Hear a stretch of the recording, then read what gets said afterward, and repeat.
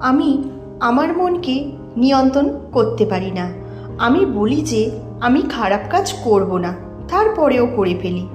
আপনাকে যদি বলা হয় আপনার হাতের একটি আঙুল কেটে দিতে, আপনি কি দেবেন? উত্তরে আপনি বলবেন, তাই আবার হয় নাকি, আমি কেন আমার আঙুল কাটতে যাব?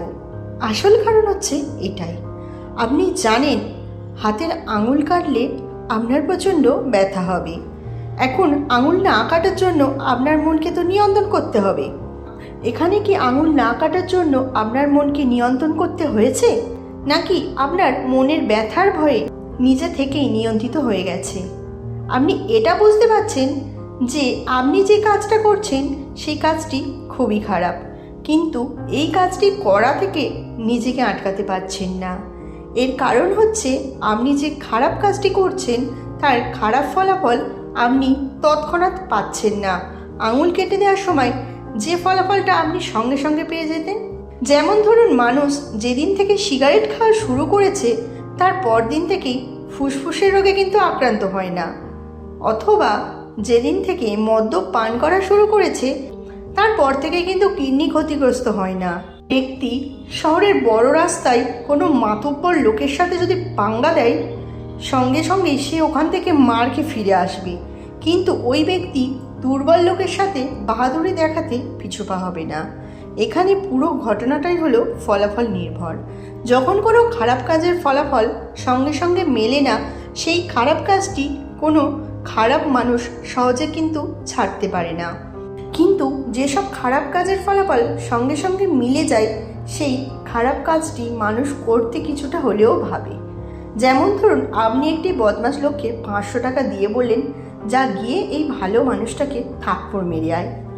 এই কাজটি করতে ওই বদমাশ মানুষটি বেশিক্ষণ কিন্তু সময় নেবে না, কিন্তু ওই একই বদমাশ মানুষকে আপনি বলুন, এই নে 5000 টাকা, যা গিয়ে ওই পুলিশ অফিসারের মাথায় একটা টোকা মেরে আয়।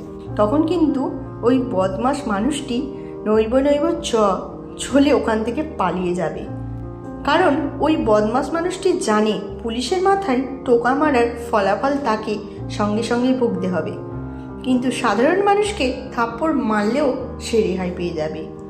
আপনি যদি সত্যি কোনো খারাপ কাজ না করার জন্য মনস্থির করে থাকেন, তাহলে প্রথমেই ওই খারাপ কাজটির অবশ্যম্ভাবী খারাপ ফলটির কথা ভাববেন। তাহলে দেখবেন ওই খারাপ কাজটি করা থেকে আপনি নিজেকেই বিরত রাখতে পেরেছেন। যেমন ধরুন আপনি যদি ধূমপান ত্যাগ করেন, তাহলে ঘরের মধ্যে ধূমপানের মাধ্যমে ক্ষতিগ্রস্ত কোনো ফুসফুসের ছবি টাঙিয়ে রাখুন। নিজেকে প্র্যাকটিক্যাল রাখুন, আপনার ধূমপান করার ইচ্ছে চলে যাবে। এইভাবে আপনি নিজের মনকে নিয়ন্ত্রণ করতে পারবেন। আশা করি ভিডিওটা আপনাদের অনেক ভালো লেগেছে। সকল খারাপ অভ্যাস ত্যাগ করুন, নিজে বাঁচুন, অন্যকে বাঁচতে সাহায্য করুন। ভিডিওগুলো কেমন লাগছে অবশ্যই কমেন্ট বক্সে কমেন্ট করে জানাবেন। কেমন ধরনের ভিডিও চাইছেন সেটার জন্যও আমাকে মন্তব্য করবেন। ধন্যবাদ। দেখা হচ্ছে পরবর্তী কোনো ভিডিওতেই। ততক্ষণই সবাই ভালো থাকুন, সুস্থ থাকুন।